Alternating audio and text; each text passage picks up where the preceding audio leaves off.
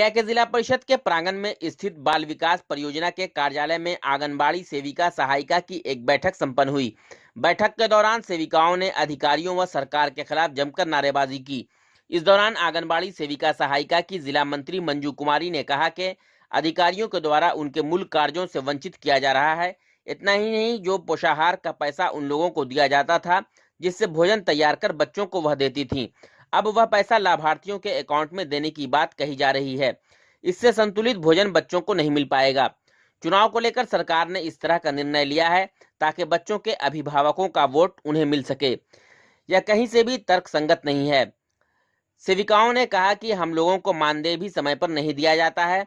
वर्ष 2016 का मानदेय अभी तक नहीं मिला। 4 साल से जिले में स्थापित आंगनबाड़ी केंद्र का किराए का भुगतान नहीं किया गया है। केंद्र के मालिक के द्वारा बार बार केंद्र को खाली करने की बात कही जा रही है, जिसको लेकर कई बार अधिकारियों को इन लोगों ने सूचित भी किया, लेकिन अधिकारी अब तक मूकदर्शक बने हुए हैं।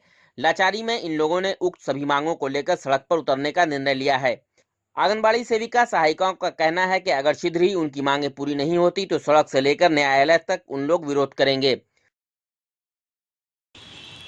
हम लोग सारी सेविका बहन इसलिए बैठे हैं कि सरकार सारी सेविकाओं को बहाल किया था कुपोषण दूर करने के लिए, और आज सरकार के नियत हो गया क्या कि कुपोषण दूर क्या करेंगे कि कुपोषण बढ़ाने की मंशा है।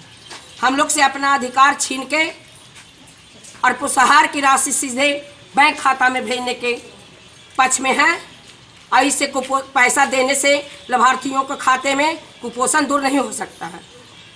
हम खाते में पैसे देंगे, लाभार्थी को पैसा मिलेगा, उससे गरम पक्का भोजन बच्चों के नहीं मिल पाएगा, और हम लोग गरम पक्का भोजन देते हैं, इससे पूरा स्वच्छ भोजन देते हैं, और इससे कुपोषण दूर हुआ है और होगा। लेकिन सरकार की नियत से है कि सेविकाओं से हम पैसा ले लें और सीधे बैंक खाता में भेजें, ताकि लाभार्थी खुश हो जाए कि नीतीश सरकार ने हमको बच्चों के नाम पर पोषाहार की राशि भेजी है, हमको इतना पैसा मिला, पब्लिक खुश हो जाए। और जब इलेक्शन के टाइम आया तभी घोषणा क्यों की? इससे पहले भी उनको नज़र होना चाहिए था कि हम खाते में पैसा भेजें। तो ये अभी वोट लेने के चक्कर में हम लोग सारी सेविका बहनों को परेशान करने के काम सरकार कर रही है। आज इसलिए हम लोग सब बहन एक जगह होके विचार विमर्श करेंगे और सरकार के खिलाफ रोड और कोर्ट दोनों जाने के लिए हम सब सेविका सहायिका बहनें तैयार हैं, इसके लिए चाहे जो करना पड़े। इस मौके पर मधु कुमारी ने बताया कि सरकार के द्वारा जो सेविकाओं को मोबाइल दिया गया है, उसका रिचार्ज करने के लिए पैसा भी नहीं दिया जा रहा है, जिससे कार्य प्रभावित है। उन्होंने कहा कि आंगनबाड़ी केंद्र जिस भवन में चलता है उसका किराया बाकी है, लेकिन मकान मालिक के द्वारा लगातार किराए की मांग की जा रही है। हमारा शंखनाद है, हमारा शंखनाद है। राज मांगे लेके रहेंगे, राज मांगे लेके रहेंगे। करो मानदेय देना बंद करो। हम लोगों का तो मेन मांग यहाँ हम लोग ऑफिस में अपना विचार विमर्श कर रहे हैं। जो हम लोग को सदर से बहुत सारा डिमांड है। सबसे पहला, हर महीने गोद भराई और अन्नप्राशन का कराया जाता है, जिसका अभी तक किसी भी तरह से भुगतान नहीं हुआ है।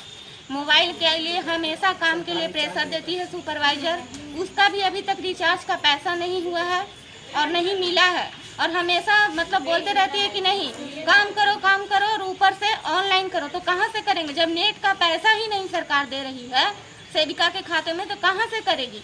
ऊपर से और है, हम लोगों को 4 साल से मकान भाड़ा केंद्र का नहीं मिला है, जो कि अब इस लॉकडाउन में इतना परेशान हो गया है मकान मालिक कि हम लोगों को केंद्र खाली करने का आदेश दे दिया है।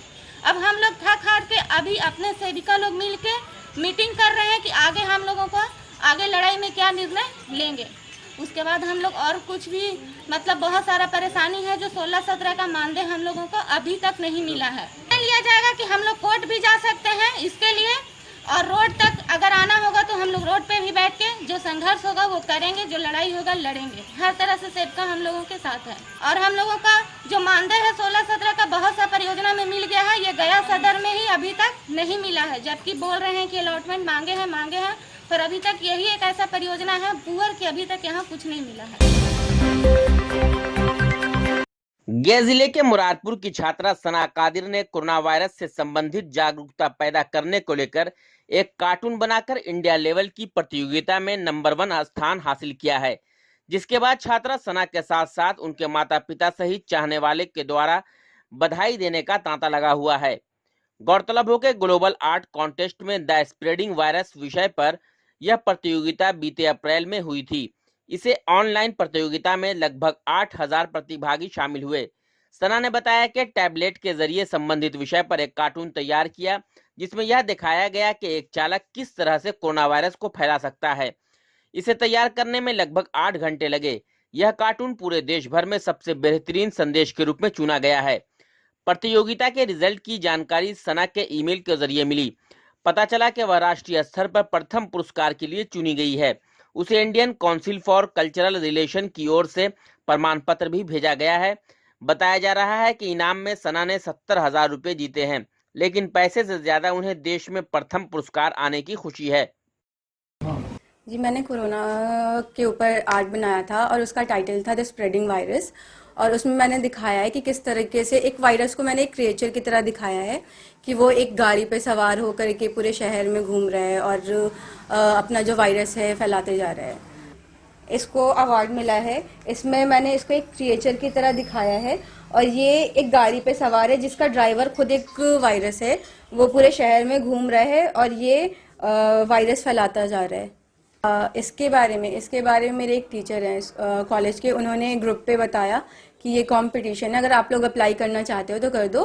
तो मैंने उस टाइम पे काफ़ी सारे आर्ट वर्क्स कर रखे थे इस टॉपिक पे, तो मैंने उसमें से ही जो उस टाइम पे जो सबसे अच्छा मुझे लगा मैंने वो कर दिया। और मुझे बिल्कुल भी भरोसा नहीं था कि मुझे फर्स्ट प्राइज़ आ जाएगा। और इसके आगे मुझे इसका हार्ड कॉपी प्रिंट करवा के भेजना है और फिर उसके बाद अभी तो फिलहाल लॉकडाउन की वजह से इवेंट नहीं हो पा रहा, वरना वो एक इवेंट ऑर्गेनाइज कर रहे थे जिसमें वो मतलब विनर्स को फर्स्ट मतलब जो भी प्राइज़ है वो डिस्ट्रीब्यूट कर रहे थे। जी, मुझे एक मेल आया ICCR वालों की तरफ से और उन्होंने कहा कि आपका जो आपने जो आर्ट वर्क सबमिट किया है उसको फर्स्ट प्राइज़ मिला है और बाकी के फर्दर प्रोसेस के लिए आपको इसका हार्ड कॉपी सबमिट करना होगा। तब मैं चिल्लाने लग गई। पापा दौड़ते हुए आए, पापा चिल्ला रहे थे मुझ पे, क्या हो गया, क्यों चिल्ला रही हो ऐसे। फिर मैं पापा का हाथ पकड़ के मैं लटक गई। मैंने बोला पापा देखो ये हुआ, मतलब मुझे फर्स्ट प्राइज़ मिल गया। फिर पापा भी उस टाइम पे काफ़ी खुश हुए। प्राइज मनी के लिए ज़्यादा खुश हो रहे थे कि या फिर नहीं, प्रथम स्थान पे। उन्होंने कहा कि पैसे मैटर नहीं करते हैं, अगर मतलब तुम्हें मतलब क्या बोलते, तुम्हें फर्स्ट प्राइज मिला है वही बहुत बड़ी बात है।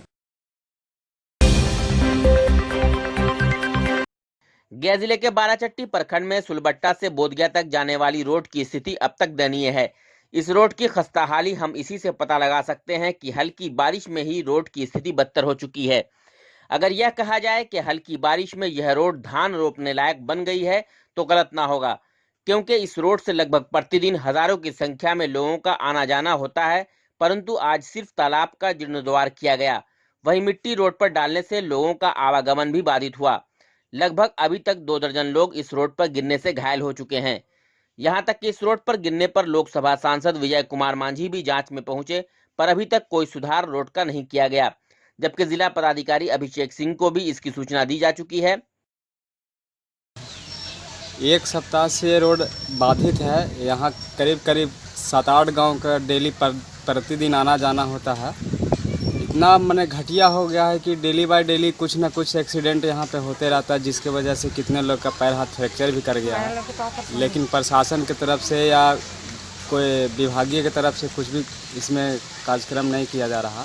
बोला गया, जैसे में सांसद हमारे विजय मांझी है, समता देवी है, बोला गया, लेकिन इसमें वीडियो भी आए थे, उसमें कोई प्रक्रिया अभी तक नहीं हुआ, किसी तरह का कोई कार्रवाई नहीं हुआ है। इसके लिए आगे क्या आंदोलन करेंगे, रोड जाम करेंगे।